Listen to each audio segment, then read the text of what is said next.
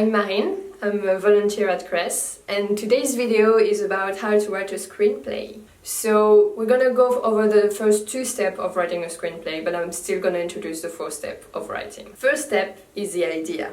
This may sound like the easiest part, but it's not always. You need to find inspiration and get a cool idea that makes you want to say, oh my god, I wish this movie existed.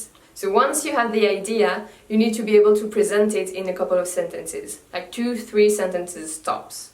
It's what we call a pitch or a logline, it depends. The pitch is very important because if you want to do something with your idea, if you want to sell it to someone, or if you want to talk to people and get them interested in what you're doing, you're going to pitch them. So the pitch is really simple. You say like a couple sentences to round up your idea. And there you go, you already have the first step. Second step is what we call the treatment. The treatment is basically a rundown of your idea with much more information. It's a couple of pages long, usually start from 5 pages minimum. So the treatment is how you tell your entire story. Everything that happens in your movie, your short movie, your GIF, whatever.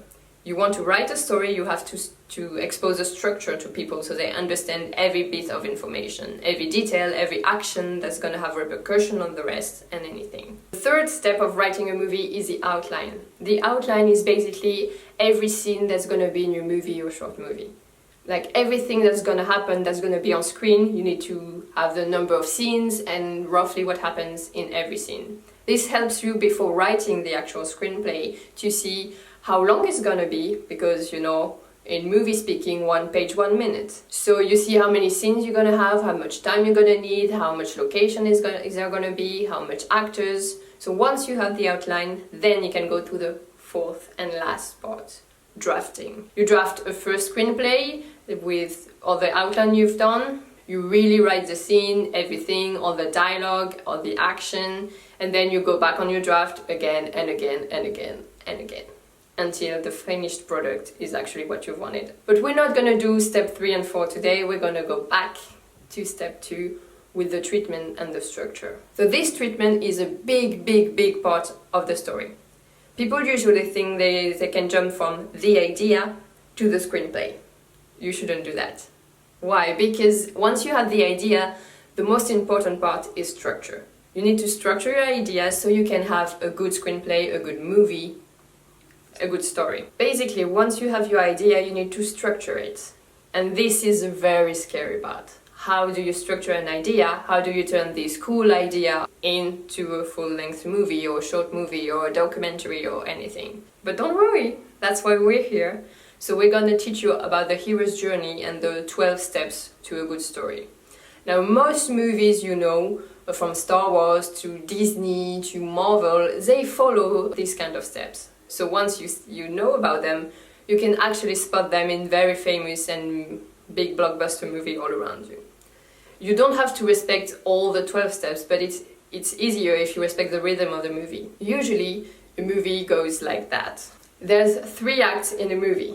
The first act is the introduction of the movie. It lasts like around 15 minutes for a full-length movie, 1 minute for a short movie. And then you have the second act where most of the action goes until the climax, and then you go into the third act, the ending of the movie and the wrap-up. All these 12 steps, they cover all these 3 acts and every different part of the movie. So now we're going to introduce you to the 12 steps one at a time. The first step of the hero's journey is the ordinary world. The ordinary world is just a scene or two at the beginning that introduce you to the world of the hero as it is. You know, is it a modern story? Is it a futuristic story? Is it in space, in the forest, in the city? Where? When in time? Just the basic information you need, and of course the introduction to your hero. What are his goals? Who is he? What's he doing? What's his job? How old he or she is? All that jazz. Then we go into the second step. The second step is a call to adventure. It can be followed by the refusal of the call. It depends on the story you want. Like, does the hero first refuse the call before being forced into it? But first, the call to adventure is a big event happening that the hero can't really say no to. It's like if you take Hunger Games, when Katniss goes to the reaping and they call her little sister's name. Primrose Everdeen. That's her call to adventure, when she decides to volunteer and to take her place in the Hunger Games. Primrose!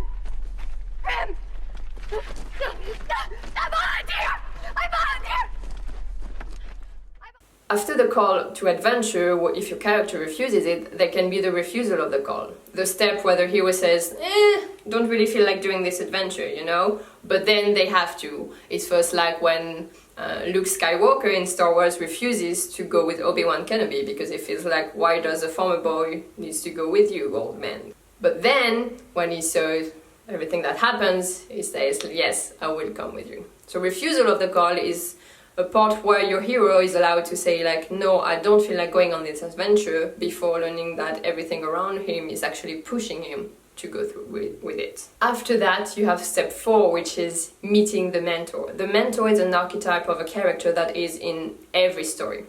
It doesn't always have to be a person. It can be an object or just something from which the hero is gonna learn a lesson. In Hunger Games, it's easy. Katniss's mentor is Haymitch. A good figure of the mentor is also this little green guy, which is Yoda. All these mentors are characters that will help them learn what they need in order to achieve their goal. Once you've met the mentor and you've decided to take the call to adventure, so once you're there, you have the 5th step, which is a really important step. It's called crossing the threshold. Crossing the threshold is the one step in between the first act and the second act. It's there's no going back now. It's when Coco crosses a bridge to the Deadland and he can go back to being a human just like that. 6th step is called Test Allies Enemies. It's when you arrive in this new world and you meet a plethora of characters. Which one are going to be your allies, which one are going to be the enemies, which one is going to be the big bad guy, you know? And all of this is how the hero definitely sees a shift in the world he's been in. The next step is approach the Inmost cave. The Inmost cave is a place, usually the antagonist place, the big place you need to destroy or where you're going to find the big villain. It doesn't always have to be a physical place. It can be in the mind of one of the hero, of one of the characters. The 8th step is the Ordeal. The Ordeal is a big event. Basically, the Ordeal is a big lesson, a really tough spot the hero is in. It's like when the mentor dies or the mentor disappears or something terrible happens. It's the one moment where the hero needs to make a decision. He needs to decide to pursue being the good person or step back and become bad, become evil. And for example, in The Lion King, in the ordeal would be Simba being confronted by Nala to tell him he needs to go back. But he flees to make this decision, where he follows a crazy monkey, you know, and he's just like, what am I gonna do? Then we step in the next step, which is a reward. When Simba is about to make his decision, he sees the ghost of his father and he finally gets closure on the death of his father.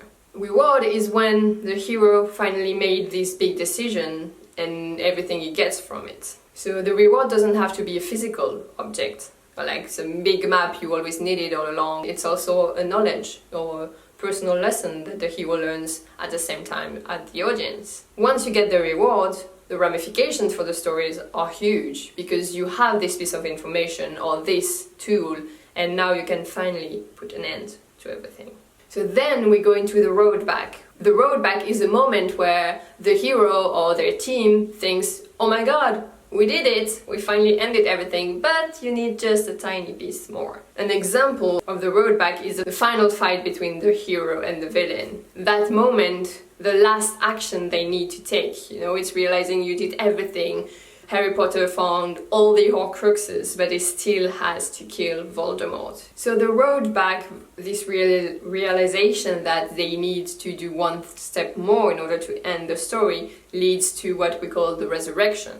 The resurrection is the real climax of the movie. In the end, it's where everything goes back, like the final fight, anything. Once they had the realization in the road back, the action they need to do is in resurrection. The true end, what happens. And after resurrection, you get into the final step. The final step is Return with the Elixir. So Return with the Elixir is once that big climax is over, the climax from resurrection, what happens now? Basically, this is a part where you choose what kind of ending you want for your movie. Is it an open ending? Is it an ending that leaves you breathless? But the Return with the Elixir is a very important part for the morale of the story, because when you had that idea a few months ago about which kind of story you wanted to tell, there was something behind it. That's why you structure it to make a full story, a full fleshed out story. So now this idea that you had, this story you wanted to tell, this lesson you wanted to share with everybody, This is in return with the Elixir. What did your character learn during their journey all along?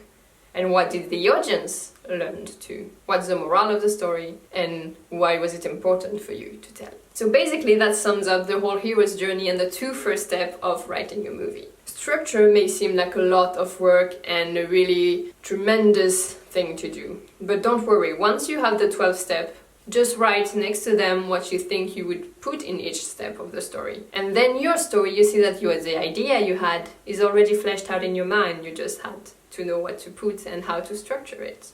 It's not that hard, promise. So thanks for listening, and we'll see you later, maybe in another tutorial. Bye!